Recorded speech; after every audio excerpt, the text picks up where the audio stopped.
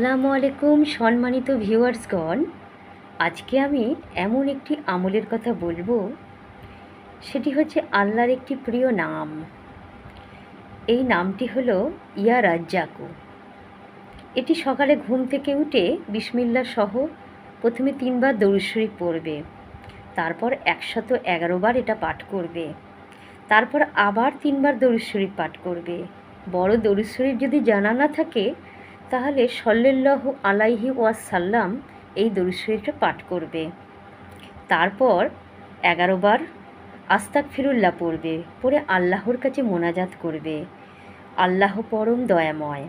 দেখো, ঘুম থেকে উঠে পাখিরা বাসা থেকে বের হয়ে যায়, আবার যখন ওরা ফেরে সারাদিন বাইরে থাকে, ঘুরে বেড়ায় খাবারের সন্ধানে, কিন্তু যখন ওরা ফেরে তখন কিন্তু ভরা পেটেই ফেরে। তাহলে আমাদের মহান রব কাউকেই কিন্তু ক্ষুধার্ত রাখেন না।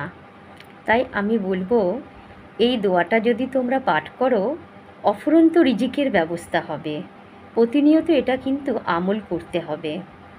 মনে থাকবে তো ইয়া রাজ্জাকু? তাহলে এটা কাল থেকে শুরু করে ফেলুন। আলহামদুলিল্লাহ, ইনশাআল্লাহ কাল থেকে এটা পড়ুন। অনেক অফুরন্ত রিজিক আল্লাহ আপনার জন্য পাঠিয়ে দেবেন। আমিন।